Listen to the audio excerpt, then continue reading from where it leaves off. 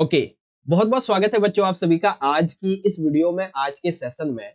और आज हम बात करेंगे बच्चों क्लास 11th का आपका हिस्ट्री यानी कि इतिहास का जो सब्जेक्ट है बच्चों, इसके नए सिलेबस के बारे में है, जो कि आपके फाइनल एग्जाम के लिए यानी कि एनुअल मोड के जो एग्जाम होते हैं, जिन्हें हम वार्षिक परीक्षा भी बोलते हैं, बेसिकली ये आपके फरवरी और मार्च के मंथ में होती है, इसके लिए होने वाला। ठीक है, इस वीडियो में आपको सिलेबस के साथ में हर एक चैप्टर से मोस्ट इंपॉर्टेंट टॉपिक्स क्या है वो भी यहाँ पे मैं बहुत अच्छी तरीके से बताऊंगा। और सबसे अच्छी बात तो ये है, ये वीडियो हिंदी और इंग्लिश दोनों ही मीडियम के बच्चों के लिए होने वाली है, क्योंकि सिलेबस में दोनों मीडियम में आपको बताऊंगा। आ जाइए शुरुआत करेंगे। आगे बढ़ने से पहले एक बार फिर से, आपका कोई भी क्वेरी क्वेश्चन डाउट है तो ये हमारी इंस्टाग्राम की आईडी है, आप यहाँ पे जाके हमसे मैसेज कर सकते हैं, पूछ सकते हैं अपना डाउट को। और अब आप हमसे व्हाट्सएप पे और टेलीग्राम पे ज्वाइन हो सकते हैं। तीनों के ही लिंक सोशल मीडिया के आपको डिस्क्रिप्शन में मिल जाएंगे, बिल्कुल टॉप पे। ओके, तो आ जाइए शुरुआत। देखिए सबसे पहले हम यहाँ पे देखेंगे कि आपको मिड टर्म में आपने कौन कौन से चैप्टर पढ़े थे, एनुअल मोड के लिए क्या क्या पढ़ना है, सारी चीजों के बारे। उससे पहले एक चीज ध्यान से समझिए, आपने मिड टर्म के एग्जाम में जो भी चैप्टर पढ़े डज नॉट मैटर। ठीक है, आपका जो एनुअल मोड का एग्जाम होगा उसमें आपके कंप्लीटली जितने भी चैप्टर हैं वो पूछे जाएंगे, यानी कि पूरी की पूरी आपकी किताब से जो भी चैप्टर हैं वो सब पूछे जाएंगे आपके एनुअल मोड के एग्जाम। ठीक है, अब यहाँ पे देख लीजिए, यहाँ पे जो है ये मैंने न्यू बुक्स ले रखी है आपकी। ठीक है, जो न्यू एडिशन है 2023-24 का, उसके हिसाब से आपका जो चैप्टर नंबर 1 है लेखन कला और शहरी जीवन, जिसके पास में ओल्ड बुक होगी ना उसमें ये दूसरा चैप्टर होगा। ठीक है, तो आप मिलान कर लेना। चैप्टर 1 है लेखन कला और शहरी जीवन, ये हम मिड टर्म में ऑलरेडी पढ़ चुके हैं। दूसरा हमने मिड टर्म में पढ़ा था कि तीनों महाद्वीपों में फैला हुआ साम्राज्य, चैप्टर 2। फिर चैप्टर 3 पढ़ा था हमने यायावर साम्राज्य, और चैप्टर 4 पढ़ा था हमने 3 बार मिड टर्म के अंदर। तो अब आपको ये मिड टर्म को हो चुका है आपको ऑलरेडी, तो अब आपको ये एनुअल मोड के लिए भी पढ़ने हैं। ठीक है, अब कौन कौन से और चैप्टर ऐड हो गए हैं, तो यहाँ पे ऐड हो गया है चैप्टर नंबर 5 बदलती हुई सांस्कृतिक परंपराएं, चैप्टर नंबर 6 मूल निवासियों का विस्थापन, चैप्टर नंबर 7 आधुनिकीकरण के रास्ते।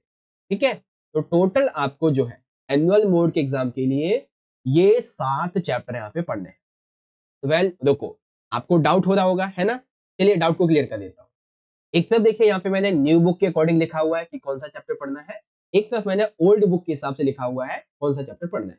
न्यू बुक के हिसाब से आपका चैप्टर 1 होगा लेखन कला और शहरी जीवन, ओल्ड बुक में ये आपका चैप्टर 2 होगा। फिर न्यू बुक के अकॉर्डिंग चैप्टर आपका ये 2 होगा, तीनों महाद्वीपों में फैला हुआ साम्राज्य, ओल्ड में रहेगा चैप्टर 3। फिर तीसरा चैप्टर आपका नई किताब में रहेगा यायावर साम्राज्य, और ओल्ड में रहेगा चैप्टर 5। उसके बाद न्यू बुक में चैप्टर 4 होगा आपका तीर वर्ग, और ओल्ड में रहेगा चैप्टर 6। उसके बाद में आपका चैप्टर 5 रहेगा न्यू बुक के अकॉर्डिंग बदलती हुई सांस्कृतिक परंपराएं, और ओल्ड में रहेगा आपका 7। उसके बाद न्यू बुक में चैप्टर 6 होगा आपका मूल निवासियों का विस्थापन, और ओल्ड में रहेगा चैप्टर नंबर 10। उसके बाद में न्यू बुक के अकॉर्डिंग चैप्टर 7 होगा आधुनिकीकरण के रास्ते, और ओल्ड में रहेगा चैप्टर नंबर 11। ठीक है, तो आप चाहो तो एक इसका स्क्रीनशॉट भी ले लीजिए, ताकि आप एक ही बार में जब बेसिक खोलें तो आप इजीली इसको समझ जाए। ठीक है, अब जो बच्चे इंग्लिश मीडियम के हैं वो यहाँ से देख सकते हैं। आप अपना थीम 1 2 3 4 5 6 और 7 ये आपको कंप्लीटली पढ़ने हैं। आप इन चैप्टर का चाहो तो स्क्रीनशॉट यहाँ पे ले सकते हो।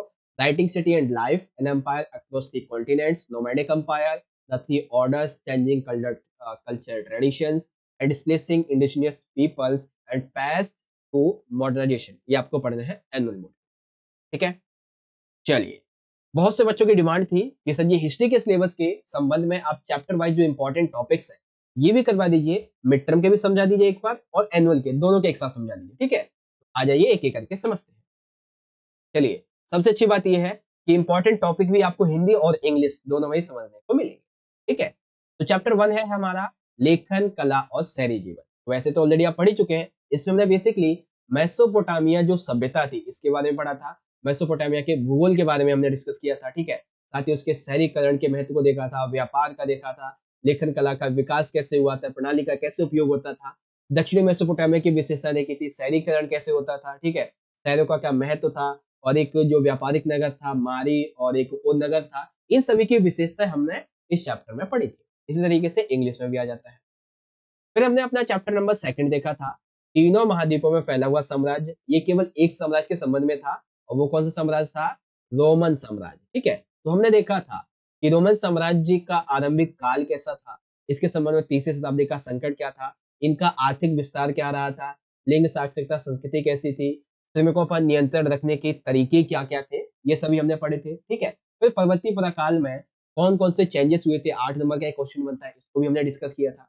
ठीक है, इसी तरीके से आपने यहाँ पे इंग्लिश में भी देख सकते हैं। हाँ, इसी तरीके से इंग्लिश में हमने देखा था। फिर यहाँ पे चैप्टर नंबर 3 आ जाता है यायावर साम्राज्य। ठीक है, जिसमें मंगोलों के बारे में देखा था। ठीक है, चंगेज खान के बारे में हमने देखा था, मंगोलों का विश्व इतिहास में क्या स्थान है, मंगोल साम्राज्य के बारे में हमने कंप्लीटली, और चंगेज खान के बारे में कंप्लीट इसके अंदर केस स्टडी किया था। इसी तरीके से इंग्लिश में फिर चैप्टर नंबर 6 था बच्चों हमारा, ये 3 वर्ग यानी कि चैप्टर 4 है नियमों के अकॉर्डिंग, जिसमें हमने पहले सामंतवाद के बारे में देखा। फिर 3 वर्ग हमने पढ़े थे। पहला था प्रथम यानी कि पादरी वर्ग, जिसमें भिक्षु, इनकी विशेषता, चर्च और समाज के बारे में। फिर दूसरा वर्ग था हमारा अभिजात वर्ग, जिसमें मेहनत की जागीर, नाइट की विशेषता वगैरह ये पढ़ी थी। फिर तीसरा वर्ग था किसान स्वतंत्र, और किसान जो थे वो स्वतंत्र प्रबंधक होते थे 2 प्रकार के, इनके बारे में पढ़ा था। फिर इंग्लैंड के बारे में देखा था हमने, और उसके बाद में 14वीं शताब्दी का क्या संकट था, 11वीं शताब्दी में क्या-क्या यहाँ पे प्रभाव हुए, क्या-क्या बेसिकली उपजाऊ के लिए तरीके अपनाए गए थे, सारी चीजें हमने यहाँ पे पढ़ी थी।